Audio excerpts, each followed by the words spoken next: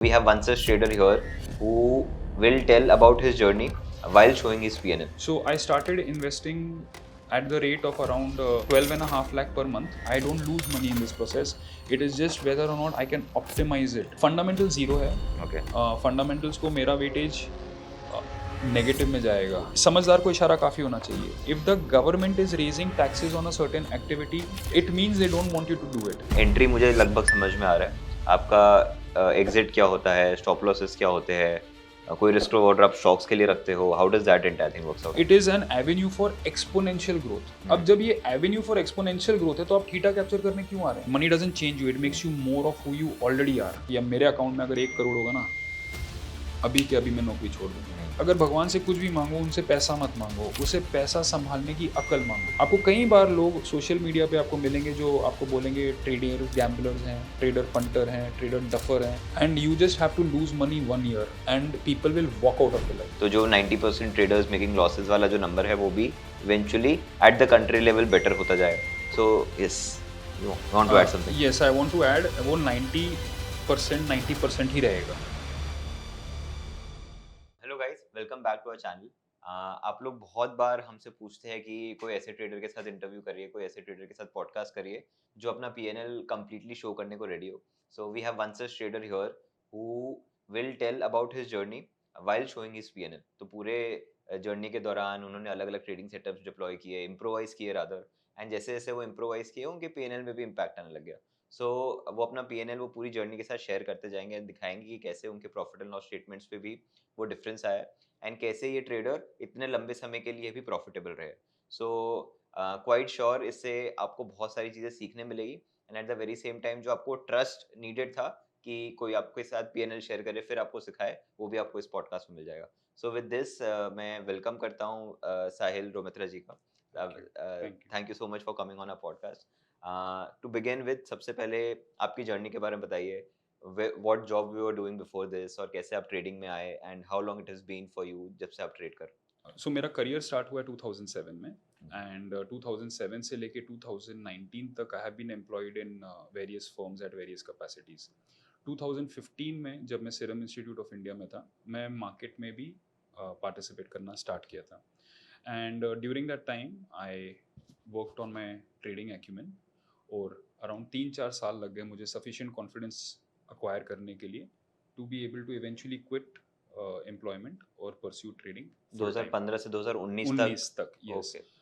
2019 में फिर मैंने ट्रेडिंग छोड़ दिया, सॉरी मैंने एम्प्लॉयमेंट छोड़ दिया, एंड 2019 से लेके अभी 2024 तक ये फुल टाइम चल रहा है. सो जब आप 2015 में स्टार्ट किए ट्रेड करना, what exactly was the trading setup? आप कैसे ट्रेड करते थे उस समय? 2015 में actually I accidentally came into trading. मेरा इंटेंशन नहीं था ट्रेडिंग करने का. इनफैक्ट मुझे पता भी नहीं था कि there is a vertical like that. मुझे हमेशा से वो वर्टिकल एसोसिएटेड विद गैम्बलिंग लगता था, एंड मुझे ऐसा लगता था as a post graduate I am too qualified to indulge in such activities. But जो ब्रोकर असाइन डीलर है, ब्रोकर असाइन डीलर ने कंटिन्यूसली पुश किया एक प्रोडक्ट को, and without understanding I gave the go ahead because a dealer can actually execute the order on your behalf. Correct. तो उन्होंने order execute कर दिया, और मैं 2015 में मई महीने में 1 लाख रुपए लेके आया था, और विद इन 1 वीक ही उसका 50% 50,000 रुपीज में गवा दिया था. Okay, alright. So it was obviously a terrible experience for me, क्योंकि उससे पहले मैंने 50,000 रुपए लमसम किसी भी चीज़ में नहीं खर्चे थे. ओके. और मेरा ये मतलब एज अ कैपिटल एक्सपेंस मैंने किसी भी चीज़ में नहीं खर्चे थे. तो it was a huge setback, काफ़ी एम्बैरेसिंग भी था. इतना एम्बैरेसिंग था कि मैं घर में भी इसके बारे में नहीं बताना चाहता था. और मैं किसी के सामने, इवन अपने फ्रेंड्स एंड जो फ्रेंड्स हैं उनके सामने भी ये डिस्कस नहीं करना चाहता. I felt like a complete fool.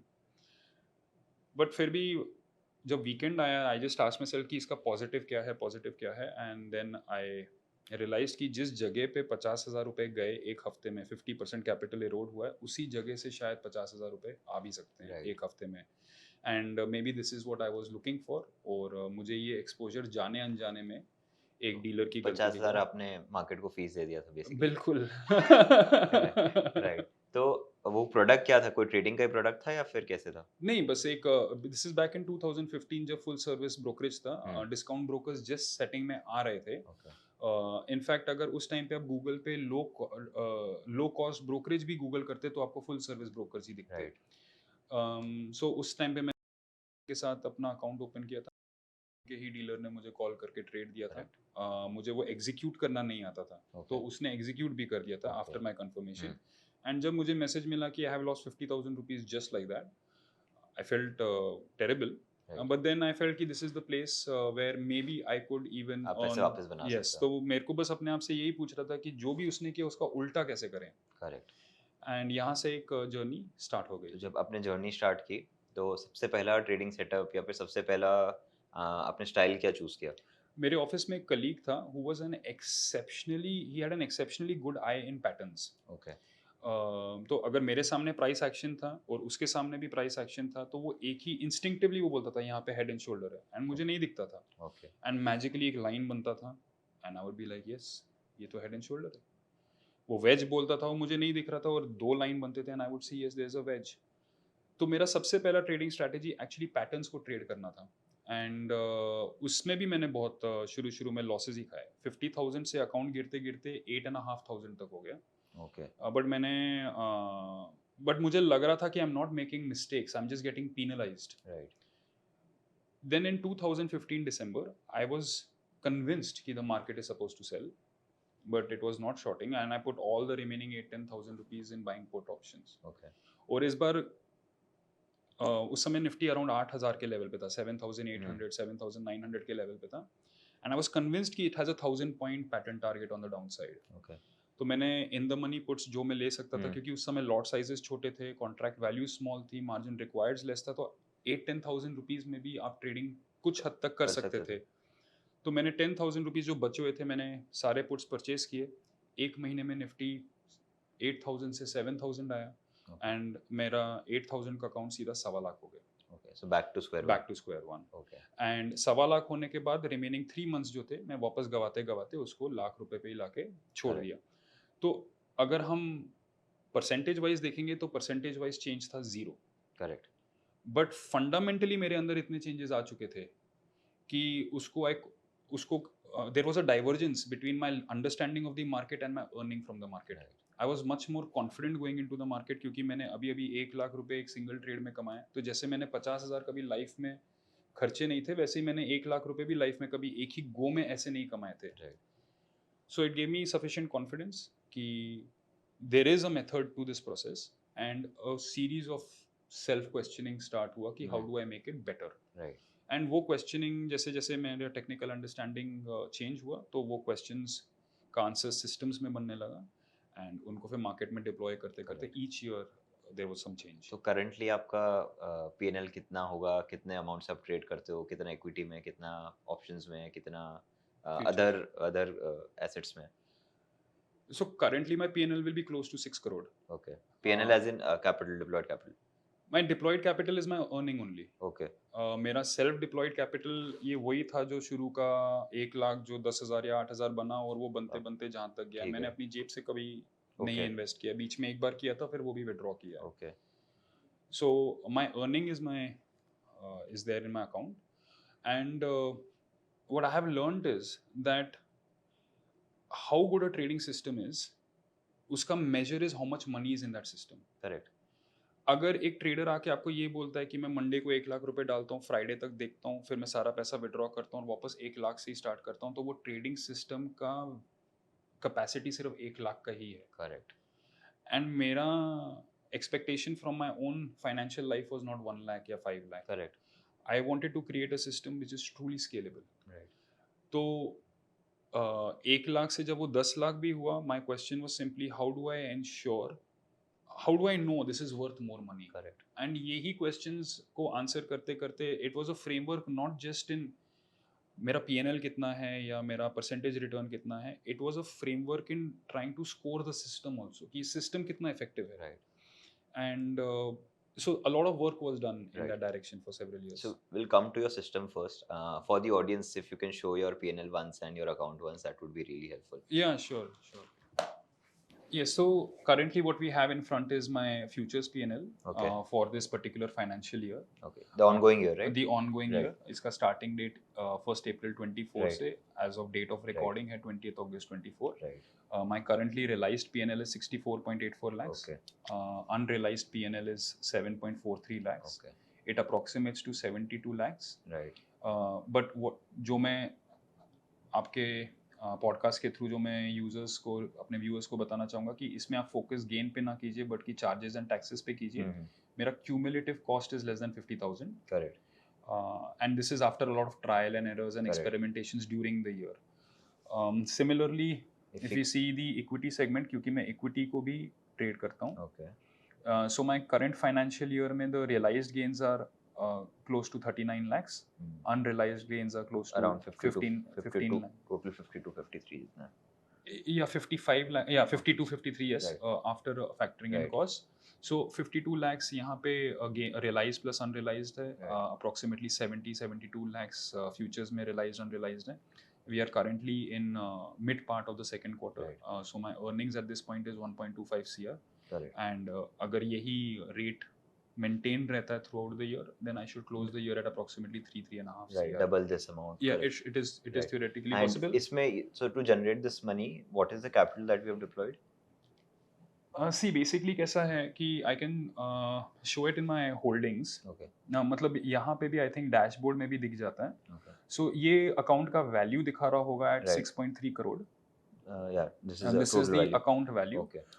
But ये 6.3 crore is not for trading. Actually, we are looking at managing personal finance Right. and using your Demat account as a saving cum current account. Correct. To manage your life. Right. आपको दिखेगा कि from this level here, right from this is approximately 4.4 crore till this 6.3 crore, एक रुपया भी add नहीं हुआ है. Right.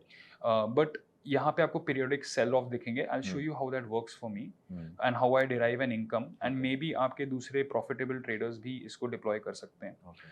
So मैं क्या करता हूँ जब भी actually I've been profitable. So what I do is each week जब भी treasury bill और government bonds आते हैं, I start buying them. Okay.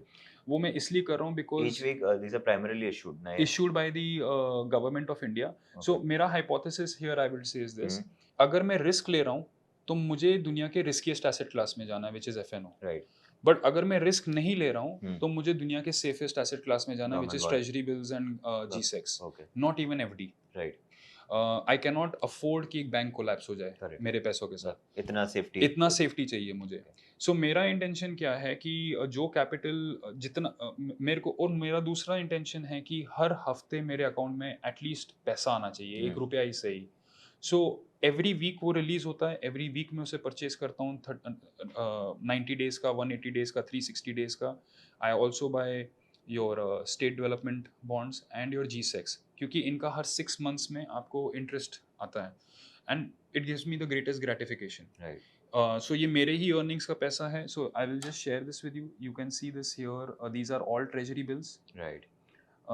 These are all G-Secs. जहाँ पे GS दिख रहा है आपको, ranging right from 7.1% all the way till 8.24%. पूरा आपने right किया. Yes, Government of India के सारे bonds यहाँ पे लिए हैं. कई बार लोग मेरे से पूछते हैं कि आपके होल्डिंग्स में 400 होल्डिंग्स कैसे हैं. एंड वो 400 इसलिए क्योंकि उसमें से 350 होल्डिंग तो बॉन्ड्स के हैं. एंड वो बॉन्ड्स में क्यों है, वो इस और वो इन बॉन्ड्स में क्यों है, why not let's say some credit risk fund.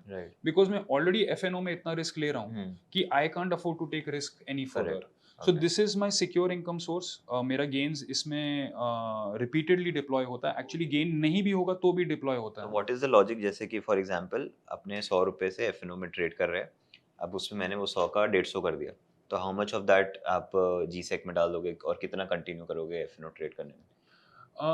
Actually मैंने एब्सोल्यूट अमाउंट्स में उसे थॉट दिया हुआ है. सो आई फील कि मेरे एज के हिसाब से मेरे अकाउंट का at least 50% should go into bonds. Okay. 50% should go into bonds because I'm taking risk in various other avenues of my life. Like I don't have a salaried income source and so many other income sources are not there at the moment. तो 50% of it has to go into bonds. But ये हमेशा से मेरे mind में था. But fortunately recently जब ये Russia Ukraine war के बाद जब इंटरेस्ट रेट दुनिया में राइज होना स्टार्ट हो गया, it really triggered my bond purchasing activity. Okay और जब मुझे गवर्नमेंट ऑफ इंडिया के बॉन्ड्स ही 7.5%, 7.25% पे मिलने लगे, I was like I have to catch up with it. So I started investing at the rate of around 12.5 lakh per month okay in these bonds, क्योंकि मैं 1 करोड़ कमा रहा था, 1-1.5 करोड़ एनीवेज साल का कमा रहा था, वो 1.5 करोड़ वापस इसमें जा रहा था और इन्हीं का इंटरेस्ट वापस अकाउंट में आ रहा था, जो इवेंचुअली वापस साइफन इन होने ही वाला था whenever I would buy these equities, because lot of them are treasuries. Treasuries में तो पूरा पैसा आपको वापस मिल जाता है, छोटा सा अमाउंट जो होता है वो आपके डीमैट में ही क्रेडिट होता है। इन जनरल इसको सिंप्लीफाई करने के लिए this is my thought process. Suppose कीजिए किसी इंडिविजुअल ने का टोटल वैल्यू 10 करोड़ है और वो 9 करोड़ रुपए एफडी में लगा देता है, या लेट्स से उसका टोटल वैल्यू 11 करोड़ है और वो 10 करोड़ एफडी में डाल देता है, तो बिफोर टैक्स उसने एट 7% भी उसने 70 lakhs का इनकम सिक्योर कर रखा है। अब वो 1 करोड़ रुपए एफएनओ में लगाता है, अभी उसका एफएनओ में 1 करोड़ लगाने के बाद 70% कैपिटल इरोजन हो जाता है। Even then such an individual would break even for that year. Correct. Makes lot of sense. ठीक है, but because I'm very confident about my FNO skills, I don't need to go 10:1 ratio. Okay. So I want to go 1:1 ratio, but it is more like it's still not 1:1. अभी भी 3.5 करोड़ या 4 करोड़ नहीं लगे, it is close to about 2.5. So basically वो absolute number के हिसाब से you try to make a balance कि कैसे आप deploy यहाँ कर रहे हो, कैसे आप वहाँ पे कर रहे हो। Yes, for example मैं anticipate ही नहीं कर रहा हूँ कि I can lose more than 25 lakh rupees in a single setting. I don't anticipate it only. ये that could be a severe whipsaw or a real shock. उससे ज़्यादा आप तो उससे ज़्यादा मुझे किसी भी हालत में इंटरेस्ट ऑन करना है, तो वो इंटरेस्ट से आपका लॉस तो कवर हो ही रहा है in case if there is a loss. Yes. And जो आपने so there were two segments that you were trading, equity also and FNO also, if I'm not wrong. I have traded all segments जो allowed थे. Last year that we saw. Yes, last year, yes. Okay. So what is your strategy for the FNO bit and what is the strategy for the equity bit? तो दोनों को एक एक करके समझते हैं। पहले FNO से स्टार्ट करते हैं। Yes, तो पहले तो इक्विटी और FNO में अंतर क्या है कि equity rewards you for holding the asset class, whereas FNO punishes you for holding the asset class.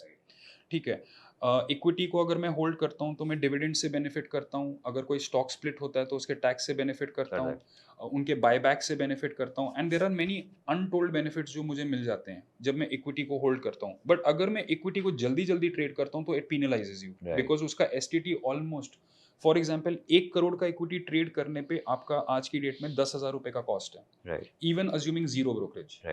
But 1 crore का फ्यूचर्स ट्रेड करने में आपका सिर्फ 1,000 रुपए का कॉस्ट है।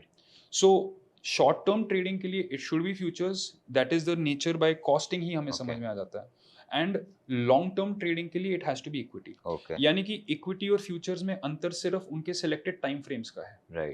तो इक्विटी में जब मैं ट्रेंड एनालाइज करूंगा तो मैं मंथली और वीकली में एनालाइज और डिसाइड करूंगा, वेयरएज जब मैं एफएनओ में ट्रेंड एनालाइज करूंगा तो मैं डेली में काम करूंगा, वीकली डेली में काम करूंगा। वो लार्जली बिकॉज इक्विटी का कोई एक्सपायरी नहीं है, एफएनओ में आप 3 महीने से ज्यादा का एक्सपायरी एनी विच वेज ले नहीं सकते, तो उसका 20 साल का प्राइस एक्शन स्टडी करके इंफॉर्मेशन के लिए यूजफुल है, बट उसको आप ट्रेड में डिप्लॉय नहीं कर सकते। तो अगर आपको रिलायंस का मेजर सपोर्ट आपको 2500 पे दिख रहा है, बट रिलायंस अगर 3000 पे चल रहा है और आपको फ्यूचर्स ट्रेड करना है, तो you cannot place an order for 2500 and expect it to hit.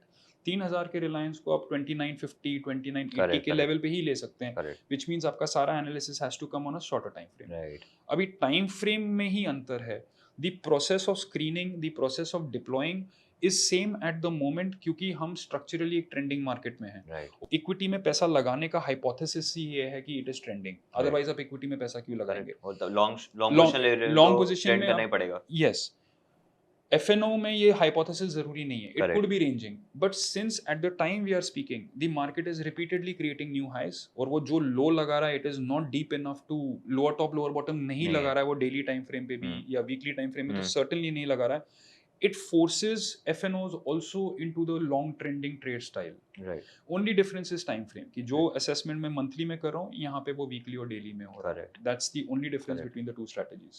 So जैसे आपने बताया कि again वो 10 करोड़ के पोर्टफोलियो पे आते 11 करोड़ का था, आपने उसको 10:1 में स्प्लिट किया, आपका कुछ प्रपोर्शन अलग होगा कि आप इंटरेस्ट इतना कमाना चाह रहे हो कि आपका FNO का लॉस कवर हो जाए। करेक्ट। तो यही बाइफर्केशन अगर हम जो पोर्टफोलियो बच गया है अपार्ट फ्रॉम बॉन्ड्स, इक्विटी और फ्यूचर्स ऑप्शंस में जा रहा है, तो उसका क्या बाइफर्केशन आ जाता है अपना? तो बाइफर्केशन का I'm surprised actually it is only giving 8.86 in debt and Okay. 85 in equity. Okay. Basically, there are also sovereign gold bonds, which is Okay. 4.4, and equity mutual fund, which is Hmm. just 5 lakh, which is 1%. So essentially, this is showing only 12 to 13% exposure in debt and gold. Right. इसको मैं 25% तक रखते हैं। Minimum मे लेके भी जाना थोड़ा चाहता पार्ट वो हूँ. इक्विटी में क्लासिफाई कर दिया गलती से। यस, शायद Okay. उन्होंने थोड़ा सा पार्ट इक्विटी में Okay. क्लासिफाई, आई थिंक इन्होंने ट्रेजरी बिल्स को इक्विटी में क्लासिफाई कर Okay. दिया होगा, क्योंकि वो बहुत ही शॉर्ट टर्म Correct, में correct. सेटल हो रहा है. बिकॉज डेफिनेटली ये जो 4 करोड़ 75 लाख का इक्विटी एक्सपोजर नहीं है. Okay. All right. Equity exposure should be in this account close to approximately 2.5 Okay. Got it. to 3 crore rupees Got के it. करीब इस अकाउंट में हो सकता है. Right.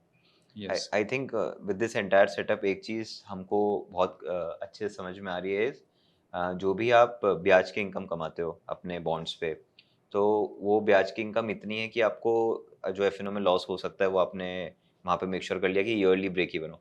तो साइकोलॉजिकली डज इट हेल्प कि आपका लॉस तो बेसिकली जीरो ही होगा अगर आप अकाउंट के साथ कुछ खराब भी करते हो, आपने पोजीशंस गलत भी लेते हो एफ साइड पे, तो psychologically does it make you stronger कि अब मैं जो ट्रेड लूंगा शायद मेरे को मैं प्रॉफिट की तरफ देख सकता हूँ? अरे एक मिनट, ये बात को स्किप मत करना. I know you want to know Sahil sir का आंसर, बट क्या आपने सोचा है कि उन्होंने ऐसी कौन सी स्ट्रैटेजीज यूज की है जिससे पिछले 7 साल में उनका एक साल भी लॉस मेकिंग नहीं था? आप उनसे ये प्रूवन स्ट्रैटेजीज उनके अपकमिंग लाइव मेंटोरशिप प्रोग्राम में सीख सकते हो, ओनली ऑन अपसर्च क्लब. इस 5-day लाइव प्रोग्राम में साहिल सर आपके साथ अपने rule based momentum trading setup share करेंगे, both for stocks and for futures. Stock selection, entry और एग्जिट के साथ आप इन ट्रेड्स को हेज करना भी सीख सकते हो.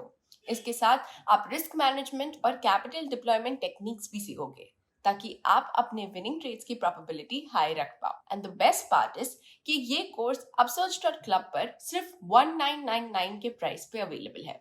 इसका लिंक हमारे डिस्क्रिप्शन में है, तो वहां जाकर आप एनरोल कर सकते हो. Now let's get back to the conversation. Psychologically I feel कि मेरे को लॉस नहीं होगा. मैं दुनिया के सारे सिक्योरिटीज के चार्ट्स एनालाइज करता हूँ बिकॉज आई लव इट. उसमें से 10 ईयर इंटरेस्ट रेट भी एक चार्ट है. राइट. और 10 ईयर इंटरेस्ट रेट अपने रेजिस्टेंस पे है. राइट. यानी कि मुझे बॉन्ड सस्ते में मिल रहे हैं. और अगर वो बॉन्ड सस्ते में मिल रहे हैं, I am going to buy bonds regardless कि मैं एफएनओ ट्रेडिंग कर रहा हूँ या नहीं. राइट. अब वो उसमें अलग बॉल गेम हो गया. वो अलग बॉल गेम हो गया. अब क्वेश्चन क्या है कि the way I am seeing it is कि ये जो हमारे इंटरेस्ट रेट्स करंटली गवर्नमेंट जो हमें 7-7.5% दे रहा है, अगर ये वाकई में इंडिया एक डेवलप्ड इकोनॉमी होता है तो डेवलप्ड इकोनॉमी के interest rates are at 2%. Okay. और अगर 20 इयर्स में हम डेवलप्ड इकोनॉमी होते हैं और मैं 20 इयर्स के बॉन्ड्स ले लेता हूँ या 10 इयर्स के बॉन्ड्स ले लेता हूँ and we approach the 2.5%, I will have capital gains from the bonds also. Right.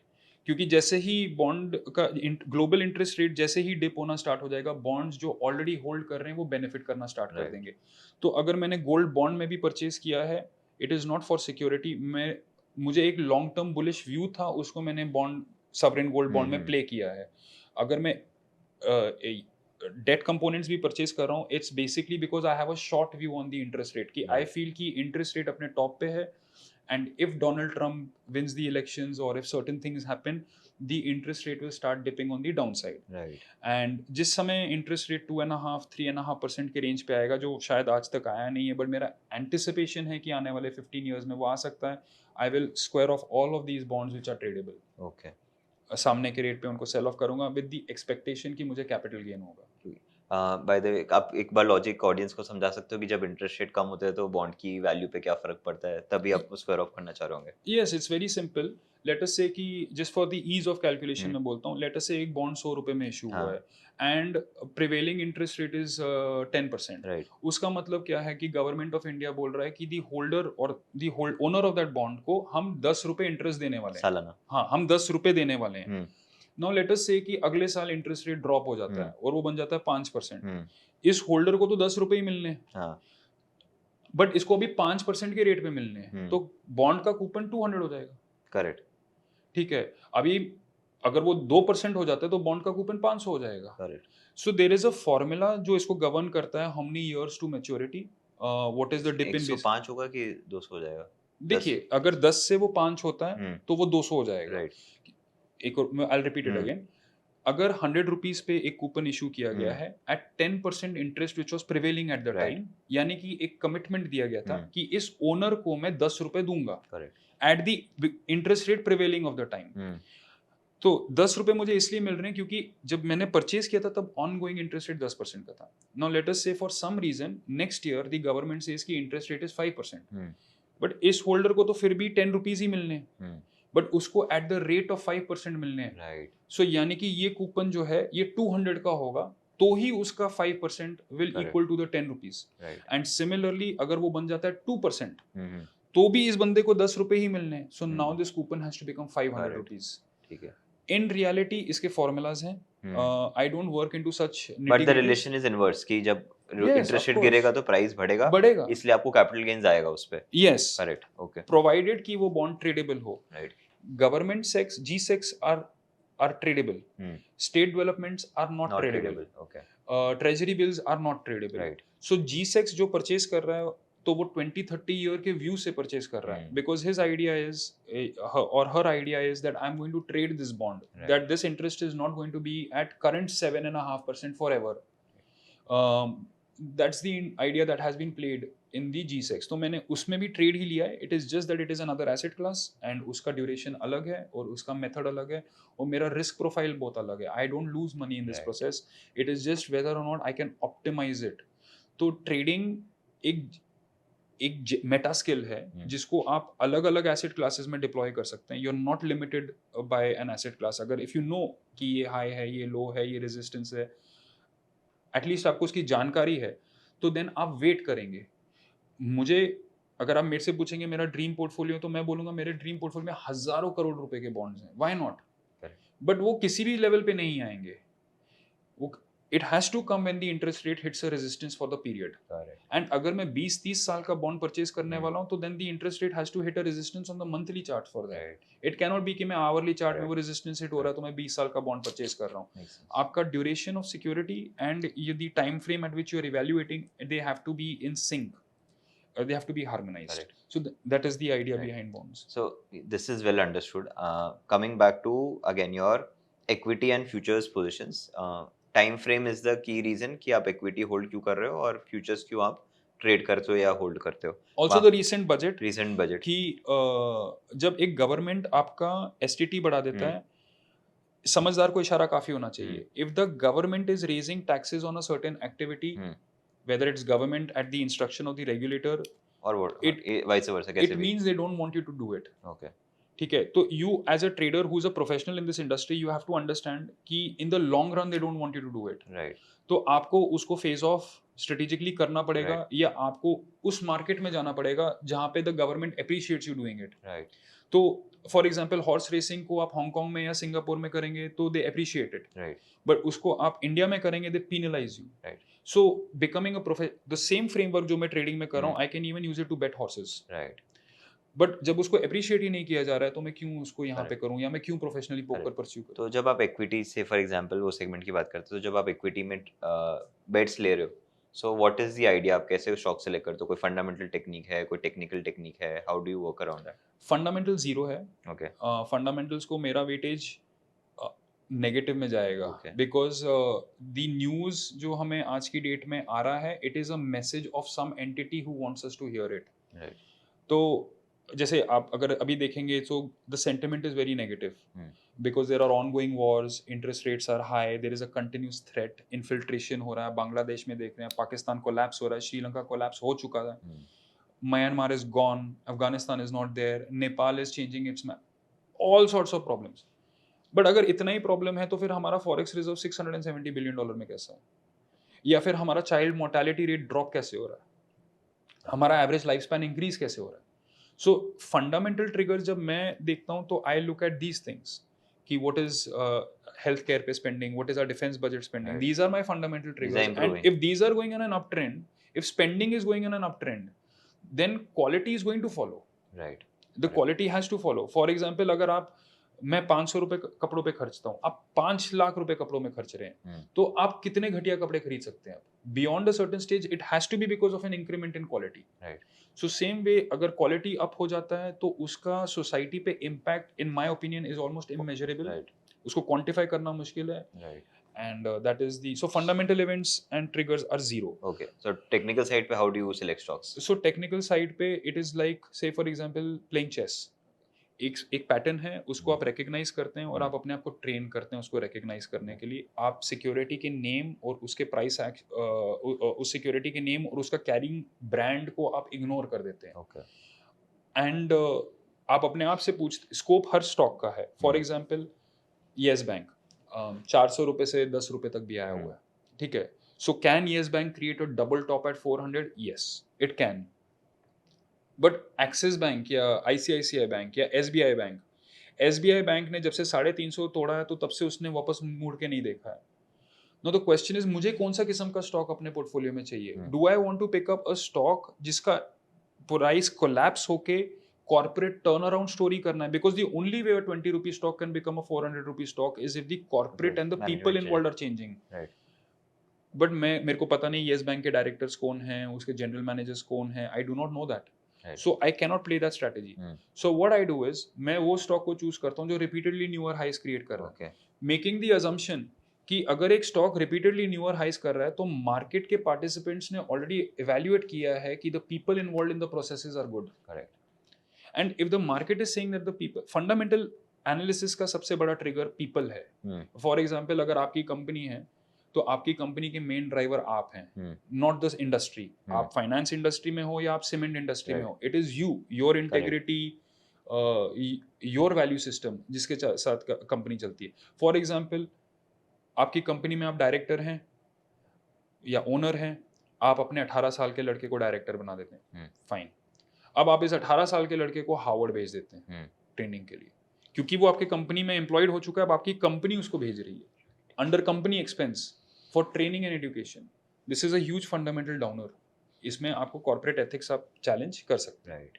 So my point being that fundamentals are driven by people, and without an accurate assessment of the people involved in the process, getting into fundamentals is very tough. Right. So technicals. Say technicals and newer highs is newer highs, higher तो lows. newer highs में कैसे, मतलब कि 2 नया high बनाया, 3 नया high बनाया, how does that work out? So because my watch list is Nifty 750, I'm spoiled for choices. Okay.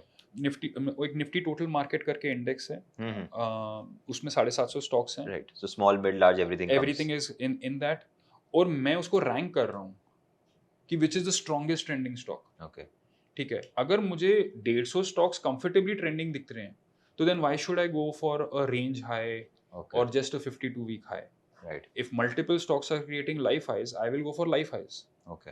But if suppose we ever reach a market scenario जहाँ पे stocks fail to create life highs, then the market is structurally ranging. तो उसका trading का technique अलग हो जाएगा। मुझे 52 week लो या ऐसा कोई एक लो रेफरेंस लेके वहां पे पोजीशन बिल्ड करना पड़ेगा विद अ टारगेट। तो मतलब इसमें अ lot of discretionary thought process goes into कि आप देख रहे हो कि कैसे हाइज बन रहे हैं, कैसा मार्केट है, and then you take a call. आपको डिस्क्रिशनरी ये इसलिए लग रहा है क्योंकि मैं कई सालों का थॉट प्रोसेस आर्टिकुलेट एक सिंगल कॉन्वर्सेशन में करने के लिए कर रहा हूँ। करेक्ट।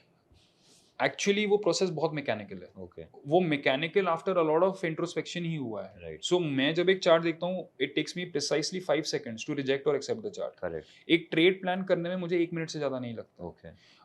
और मुझे सारे 750 सिक्योरिटीज को 2 अलग टाइम फ्रेम्स में देखने के लिए 1 आवर से ज्यादा नहीं लगता है। All 750 All 750. So just cut.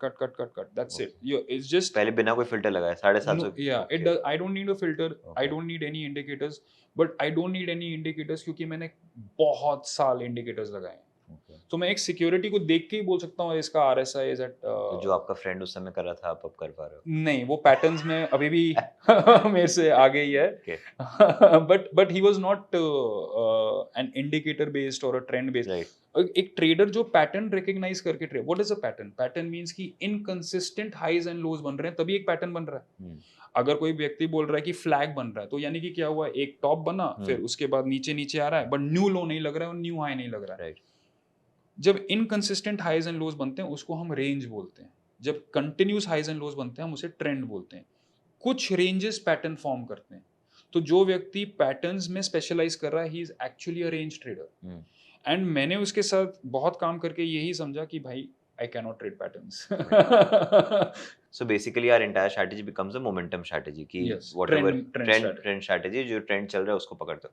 So how do you decide your holding period? अब आपका entry मुझे लगभग समझ में आ रहा है.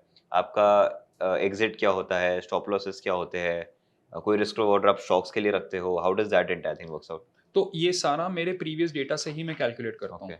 हूँ. फॉर एग्जाम्पल, अगर मैं पार्शियल प्रॉफिट ले रहा हूँ तो मैं पार्शियल प्रॉफिट क्यों ले रहा हूँ? क्योंकि मैं सिस्टम को ब्रेक इवन पे रखना चाहता हूँ. Okay. That's the reason why I want to take a Correct. Partial profit.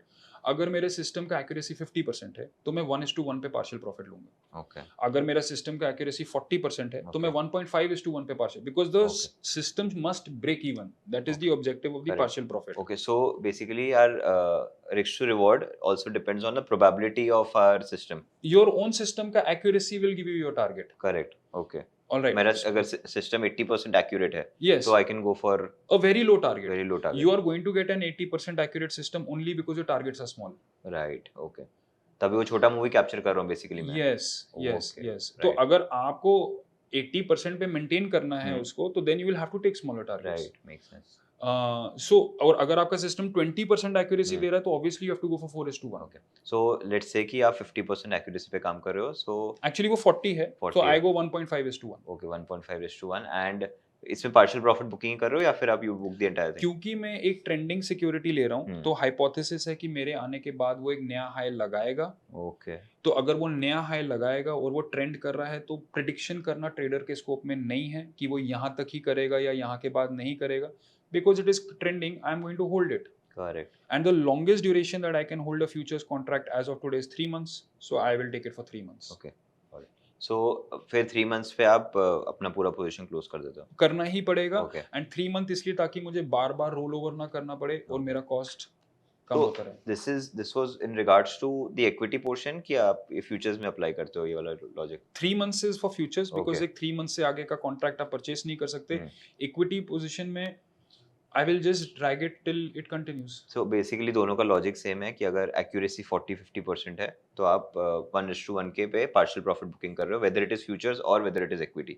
Formula is loss percentage upon win percentage. Okay. तो अगर मेरा एक्यूरेसी 40% है हम्म. तो मेरा लॉस परसेंटेज 60% है. Right. तो 60 upon 40 is 1.3:2, Right. 1.5. 1.5. अगर मेरा 50-50 है तो 1.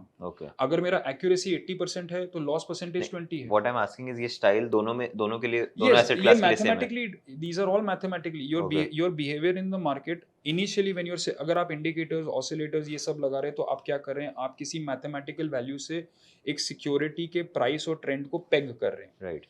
वंस आपने ये हजारों बार कर दिया तो योर सिस्टम का parameters are pegged to those parameters. So I need not look at the resistance of a security. Now my own system is saying कि the resistance is coming at 1.5:1 because my accuracy is 40%. Right. Makes a lot more sense. And anything that you like you trade in options जिसमें आपको strategy deploy करते हो. Options मैंने 2015 से 17 तक किया था क्योंकि मेरा ट्रेडिंग कैपिटल बहुत ही छोटा था. Okay. बट जैसे जैसे अभी सवाल ये है कि मैं क्यों नहीं ऑप्शंस करता. बिकॉज 1 करोड़ रुपए का कॉन्ट्रैक्ट वैल्यू टर्नओवर करने में ऑप्शंस में 11,000 रुपए लगते हैं, फ्यूचर्स में 1,000 रुपए लगते हैं. अगर मैं फ्यूचर्स देखता हूँ, फॉर एग्जाम्पल अगर मैं निफ्टी को देखता हूँ, लेट्स से निफ्टी इज 24,500 तो फ्यूचर विल बी 24,600. राइट. ठीक है, यानी कि 24,600 के फ्यूचर वैल्यू में 24,500 is intrinsic value. Okay. 99% of a future contract is pure intrinsic value. Correct. Whereas एक ऑप्शन में वो टाइम वैल्यू कंपोनेंट बहुत ज्यादा होता है. it is intrinsic value might be zero. Correct. In most cases In मतलब most, अगर at the money ले लिया तो it is literally zero. Zero. Correct. ठीक है. दूसरा हो गया कि मुझे अपने ट्रेडिंग करियर में कौन सा किस्म का प्रोफाइल चाहिए. एक डेरिवेटिव कॉन्ट्रैक्ट का जैसे आप जानते हैं ग्रीक से प्राइसिंग होता है. राइट. ये आपका जिसको अल्फा कैप्चर करना है वो इक्विटी करता है. राइट. जिसको थीटा कैप्चर करना है वो ऑप्शन राइट करता है. राइट. राइटिंग करता है, सेलिंग. जिसको गैमा कैप्चर करना है वो ऑप्शन बाय करता है. मुझे डेल्टा कैप्चर करना है तो मैं फ्यूचर्स ट्रेड करूंगा. करेक्ट. मैं डेल्टा क्यों कैप्चर कर रहा हूं? क्योंकि मेरा क्लेम है कि मेरा एज है to be able to pick up a winning security. Right. तो और डेल्टा फ्यूचर्स के लिए 1 और -1 ही होगा.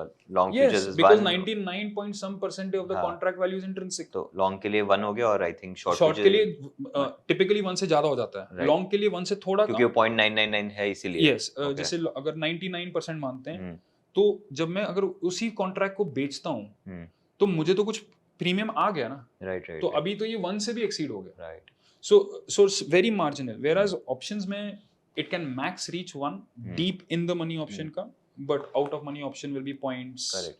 सो बैक इन 2015 to 2017 ऑप्शंस में ट्रेड करके पैसे बन रहे होंगे, but at this point in time when we are seeing accounts blow up, there are a lot of traders they end up making losses because एक one of the primary reason जो हमने देखा है कि 10-15 हज़ार रुपये लेके वो लोग मार्केट में जाते हैं. So the moment you take that kind of money and start trading in options, आप सीधा सीधा ऑप्शन बाइंग ही कर सकते हो, सेलिंग में इतना स्कोप बचता नहीं है. सो जब बाइंग करते हैं उसमें बाइंग में भी what they do is at the money भी स्कोप में नहीं है, so they do out of the money option buying. So automatically वो अकाउंट्स ब्लो अप होने बहुत लाजमी है कि हो ही जाएंगे. So for those kind of traders और द ट्रेडर्स वो कमिंग इन, आपकी क्या सजेशन और क्या ओपिनियंस है कि उनको क्या करना चाहिए? आप फ्यूचर्स मार्केट और ऑप्शंस मार्केट में क्यों आ रहे हैं? बिकॉज आपको बहुत पैसा चाहिए, right you want crazy amount of growth, right and आप बिजनेस सेट नहीं कर सकते, आप इंडस्ट्री सेट नहीं कर सकते, most likely you're an employee. 98% of all professional futures today traders today were employed. Right correct You will not see Anant Ambani trade futures. Correct ठीक है, so now it is an avenue for exponential growth. अब जब ये avenue for exponential growth है तो आप theta capture करने क्यों आ रहे हैं? राइट थीटा, मेरा पॉइंट ये है कि जो व्यक्ति ट्रेडर बनने के बाद प्योरली अपने आप को इन्वेस्टर बुलाता है या अपने आप को एक थीटा कैप्चर करने वाला बोलता है, he is actually a losing futures trader. जब एक फ्यूचर ट्रेडर का करियर खत्म हो जाता है वो थीटा कैप्चर करता है. Okay so I am surprised कि कोई विलिंगली ही थीटा कैप्चर करने जा रहा है. दैट इज तो अगर आपको थीटा ही कैप्चर करना है तो आप बैंक में ही डाल दीजिए ना Right. पैसा. एंड जैसे from your perspective I want to understand कि अगर बाइंग करते भी with this kind of capital आप अगर ऑप्शन में ट्रेड करो तो सिंस वो लेवरेज इनहेरेंटली थोड़ा सा ज़्यादा होता है ऑप्शंस में कंपेयर टू फ्यूचर्स, तो आपको ऐसा नहीं लगता कि आप अगर आप ऑप्शंस ट्रेड करो तो और ज़्यादा आपका कैपिटल बन सकता है compare to futures?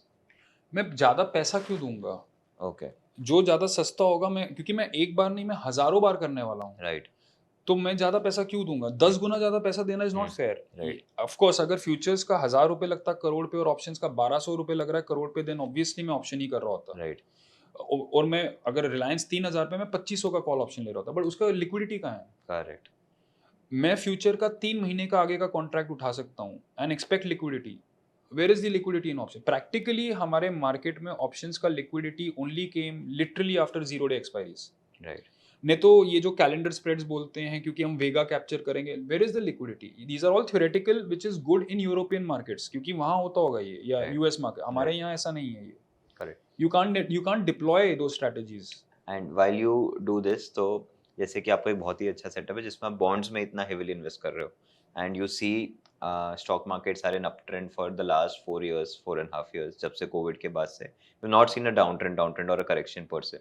So in those cases आपको कभी ऐसा मन नहीं किया कि आप वो बॉन्ड वाला कैपिटल भी मार्केट्स में डिप्लॉय करके बना लो पैसा, क्योंकि मार्केट्स अप ट्रेंड में रह रहे हैं, ज़्यादा पैसा बन पा रहा है, 7.5% की जगह वहाँ पे 15-20% बन पा रहा है. सो कभी वो साइकोलॉजिकली आपको लगा नहीं कि वहाँ पे ही डाल दूँ? नहीं, कभी भी नहीं. फर्स्ट ऑफ ऑल तो वो कंटिन्यूसली अप ट्रेंड में था भी नहीं. जिसने ट्रेड किया उसको पता है, जो डायरेक्शनली ट्रेड किया उसे पता है कि 2022 जनवरी से लेके 2023 जनवरी तक या जुलाई तक, जून तक बहुत खराब हालत थी. ओके 2022 जनवरी में स्मॉल कैप इंडेक्स 12,000 पे था.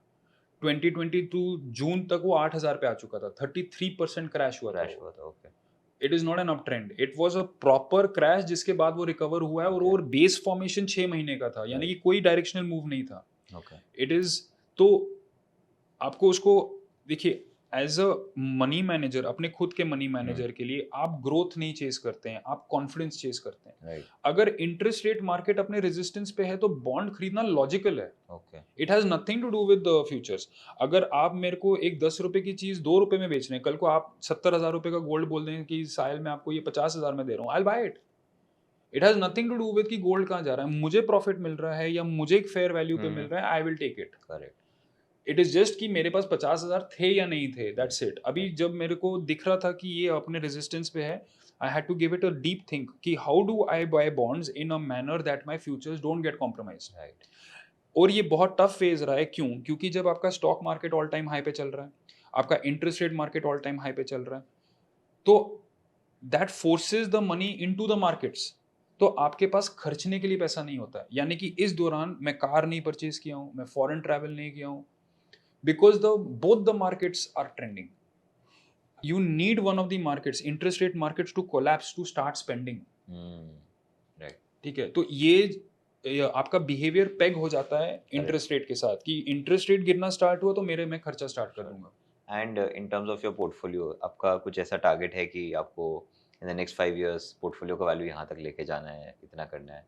मैं ऑलरेडी अपने टारगेट्स के पीछे चल रहा हूँ। ओके सो लाइक मैं मतलब I would not know, but मेरे को कभी लगता था कि by the time I am 40 I would be a dollar billionaire. Okay dollar billionaire छोड़ो, अभी तक रुपी बिलियनर भी नहीं बने। सो मैं बहुत लैग कर रहा हूँ उसको। बट और कई बार जब मैं नौकरी कर रहा था when we were 25 back then, तो हमारे पीयर्स में डिस्कशन होता था, जो मे बी आपके टाइम पे वो वैल्यू चेंज हुआ है, तो बंदे बोलते थे कि अब मेरे अकाउंट में अगर 1 करोड़ होगा ना, अभी के अभी मैं नौकरी छोड़ दूंगा। ठीक है, एंड आई हमारे ऑल्सो टाइम पे भी 10 हो गया है। 10 हो गया होगा। ठीक है, ठीक है। बट मैंने यही सीखा है 1 करोड़ मतलब मार्केट से कमा के, कि जिस भी कारण आपके अकाउंट में 1 करोड़ आया था ना, अब वही करोगे। ओके ठीक है, मनी आपको चेंज नहीं कर, money doesn't change you, it makes you more of who you already are. Correct ठीक है, तो अगर आपको पैसा लेट अस से शर्ट बेच के मिला, आप शर्ट ही बेचोगे। सो आपको जहां से पैसा आया, आप वो बिहेवियर रिपीट करने वाले हो। So money is a reinforcement of a value added in society. It is the barometer of your efficiency in society. Correct तो 1 करोड़ रुपए जब कोई पर्सन अर्न कर रहा है which is disproportionate from any income source, it means he और she is extremely efficient somewhere and getting compensated. And extreme efficiency को आप और एफिशिएंट बनाते हो so that you can deploy this efficiency in other aspects of your life. So no one is going to quit anything that they do. अगर आपके account में 1 करोड़ आया, problem ये है अगर आपको इनहेरिटेंस का 1 करोड़ आया, आपको बार बार इनहेरिटेंस नहीं मिलता। सो मैंने इसलिए यही सीखा है ये साल, इतने साल इसमें लग के, कि अगर भगवान से कुछ भी मांगो, उनसे पैसा मत मांगो, उसे पैसा संभालने की अकल मांगो। Right because if you don't know how to manage that money, you are going to, market tolerate नहीं करता है अकल और पैसे के बीच में डाइवर्जेंस। अगर वो गैप होगा, you will lose money. And से आपका पूरे जो सेटअप हमने समझा इक्विटी एंड फ्यूचर्स में जो आप ट्रेड्स ले रहे हो, so with the time horizon that you are trading, would you call yourself a short term investor or a trader? नहीं, I am a trader all and out, because what is a trader? A trader is a person who depends on the market for their income source. Right. I depend on the market for income. Okay. Who is a doctor? A person who depends on the healthcare for Right. income source. Right. Who is a content creator? Who depends on content for income source. Right. हमारा society में definition हमारे income source से आता है। Correct. तो I am a trader. Why am I trading some things is and why is it that कि जिस बंदे के पास 25,000 रुपए वो नहीं डिप्लॉय कर सकता है, या 2.5 लाख है वो नहीं कर सकता है, वो क्योंकि उसके लिए बना ही नहीं है। आपका जब कैपिटल इंक्रीज होगा, आपका जब मार्केट में टाइम इंक्रीज होगा, आप सिर्फ पैसा कमाने के लिए नहीं, आप पैसा बचाने के लिए भी देखते हैं। अगर मुझे ऐसा लग रहा है कि 3 महीने के आगे का कॉन्ट्रैक्ट लेना मेरे को सस्ता पड़ रहा है, मैं 3 महीने के कॉन्ट्रैक्ट के हिसाब से सिस्टम्स क्रिएट करूंगा। राइट अगर मुझे ऐसा लग रहा है कि डे ट्रेडिंग बहुत महंगा, मैं डे ट्रेडिंग स्टॉप कर दूंगा। राइट अगर गवर्नमेंट एसटीटी को, जब हम थे तब 0.01 था, उसके बाद अब 0.02, 100% increase in trading cost. So why will anyone increase trading activity? Right and in terms of futures when you trade, आप 3 महीने बाद के फ्यूचर्स ले रहे हो, तो इसमें कॉन्सेप्ट चलता है मार्क टू मार्केट का, थोड़ा उसको एक्सप्लेन करेंगे फॉर द व्यूअर्स?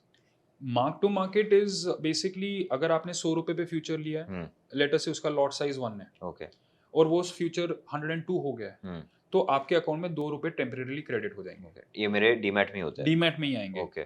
और अगर वो 102 से गिर के वापस 100 पे आया, वो 2 रुपए वापस ले लेंगे। Okay. This is M2M। Okay. और अगर वो 100 से फिर से 98 आता, वो और 2 रुपए वापस ले लेंगे। तो market is settling it every day. लेकिन फ्यूचर्स में मैं पैसा देता तो नहीं हूँ इनिशियली कॉन्ट्रैक्ट में एंटर करने के लिए, राइट? नो, मार्जिन लगता है ना। ओके, तो मार्जिन कैलकुलेशन कैसे वर्क करता है?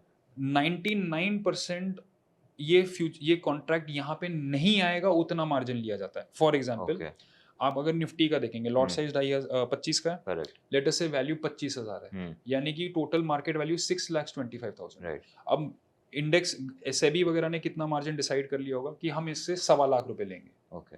1.25 लाख रुपए का मतलब हो गया कि दी एक्सचेंजेस आर सेइंग कि Nifty, there is a 99.9% probability that the market will not collapse by 5,000 points. Okay. तो निफ्टी के लिए 1.25 लाख है, REC के लिए 4 लाख है। ओके ये उस हिसाब से ये वैल्यूएशन कैलकुलेट होता है। Right. मदरसन सुम्मी के लिए 4.5 लाख है। हम्म तो 4.5 लाख अभी मदरसन सुम्मी का I don't remember, I think lot size is 7,100। Correct let us say उसका value is just giving it 200 for ease of calculation.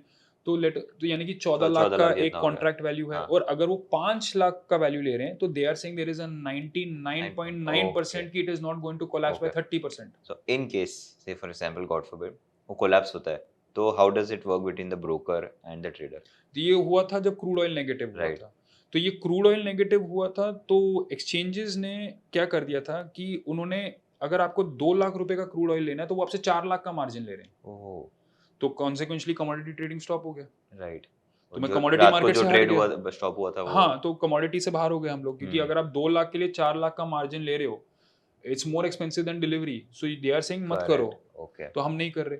फिर उसके बाद उन्होंने क्या कर दिया, उन्होंने मार्जिन्स रिक्वायर्ड इंक्रीज कर दिए। ओके फिर उसके बाद उन्होंने फोर्स्ड मार्जिन्स कलेक्शंस कर दिए। ओके फिर और क्या कर रहे हैं वो, सपोज कीजिए कि निफ्टी के कॉन्ट्रैक्ट को 1.25 लाख रुपए का मार्जिन लग रहा है at the start of the month. Hmm. By the end of the month literally 50% of the contract value का मार्जिन वो आपसे लेंगे। ओके यानी कि अगर एक्सपायरी 30th को है तो स्टार्ट में अगर वो 6 लाख रुपए के कॉन्ट्रैक्ट के लिए उन्होंने आपसे 1.25 लाख रुपए लिए, बाय द 30th उसी 6 लाख रुपए को होल्ड करने के लिए वो आपके अकाउंट से 3 लाख रुपए ले चुके हैं। Okay there is literally no risk of default. इतना ज्यादा मार्जिन लेके global markets work with 100x leverage, we are talking 2x leverage on the day of expiry Right. In the futures market. And this is where I complain as a trader कि जहां पे zero risk of default है, why are you charging so much premium? Right.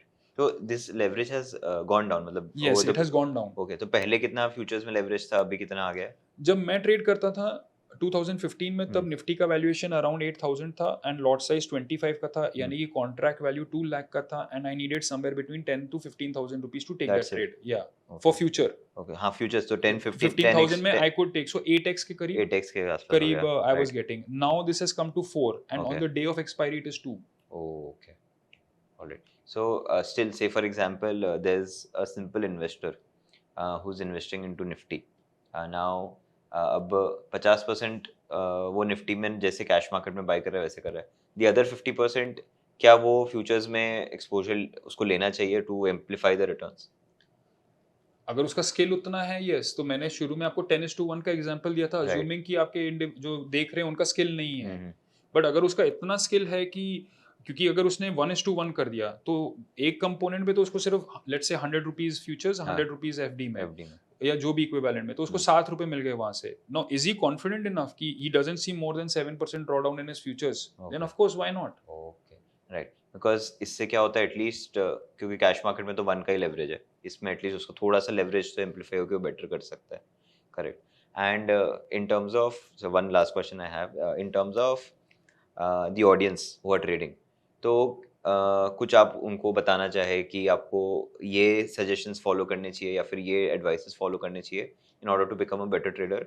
Because जो problem हम देख रहे हैं वो प्रॉब्लम साइकोलॉजी में देख रहे हैं, ना कि ट्रेडिंग स्ट्रैटेजी में देख रहे हैं। Lot of systems are very good, अगर अच्छे से फॉलो किए जाए, बैक टेस्ट करें तो रिटर्न्स बनते हैं, बट फिर भी people are not able to make money. So anything that you would like to say to them? Actually उनको बोलने के लिए मेरे पास बहुत कुछ है। पहले तो मैं ये बोलूंगा कि आपको फुल टाइम ट्रेडिंग करना कब चाहिए। Okay. First I start of with that.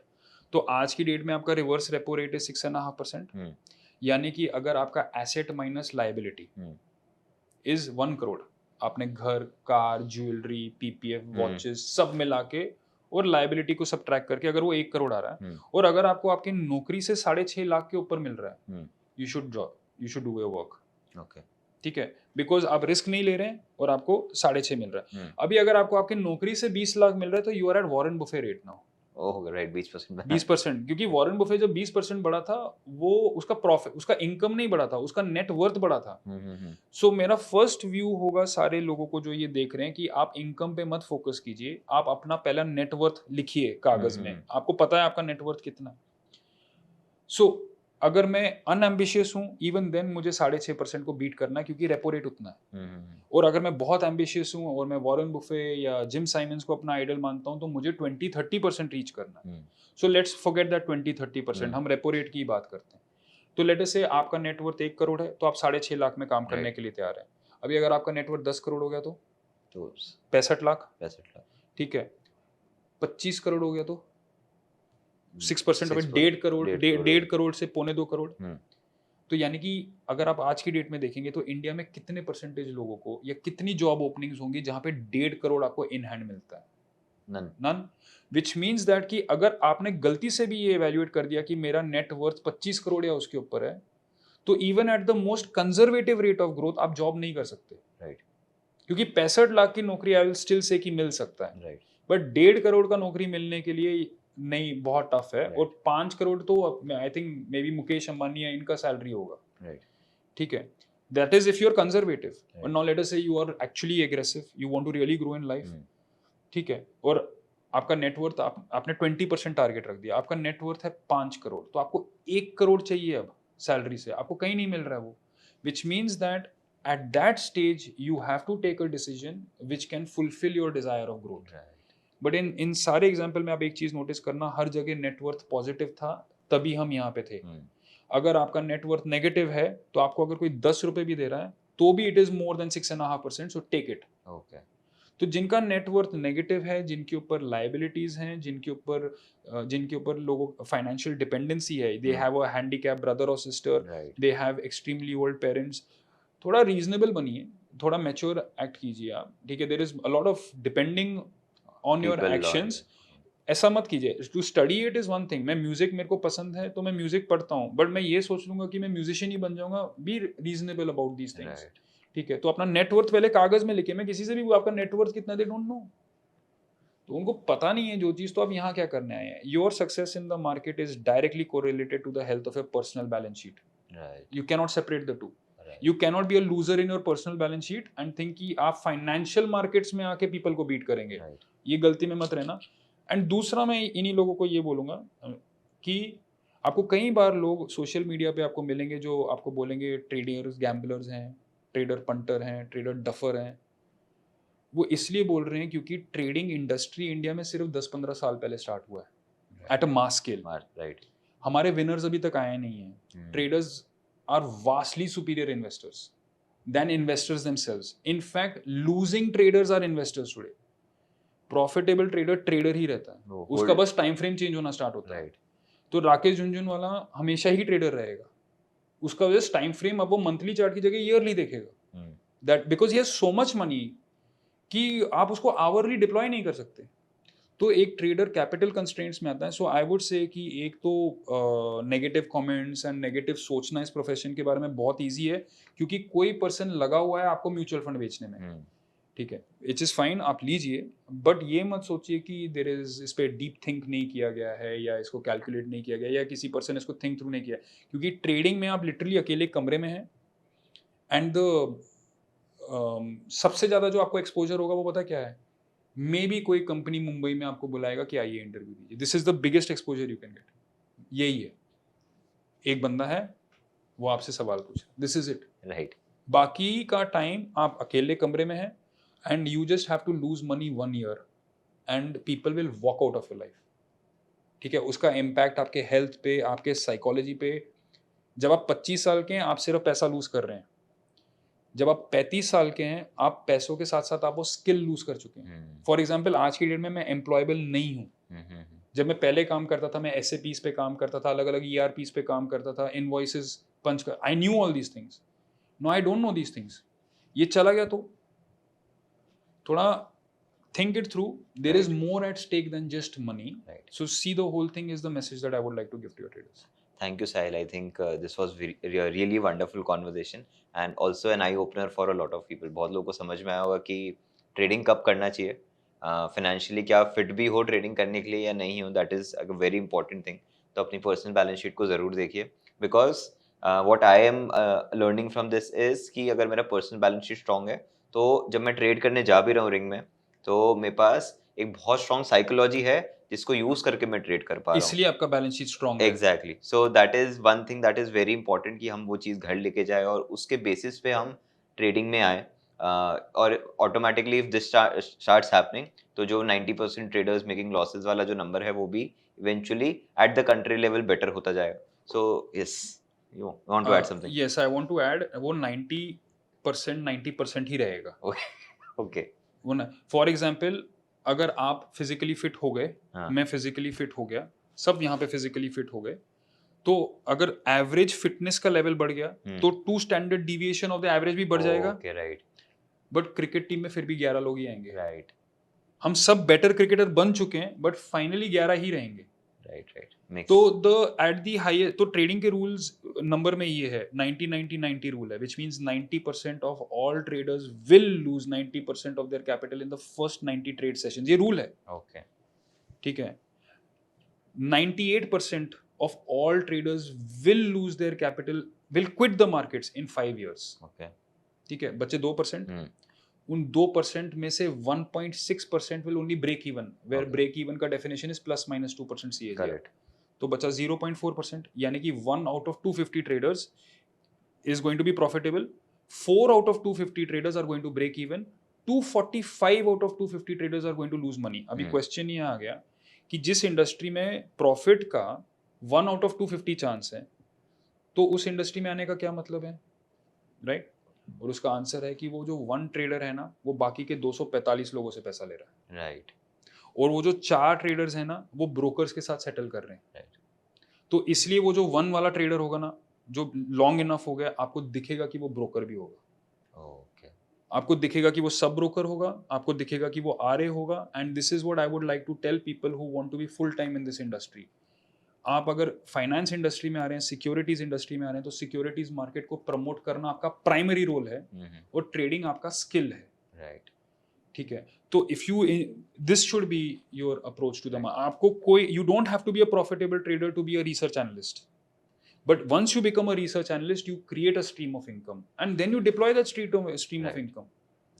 That makes a lot of sense. I think हमारे सभी ऑडियंस के लिए this will be really really helpful, and I'm hoping to see you again doing something similar upsurge के लिए in the future. Thank you so much. Thank you. Very nice talking. Very nice.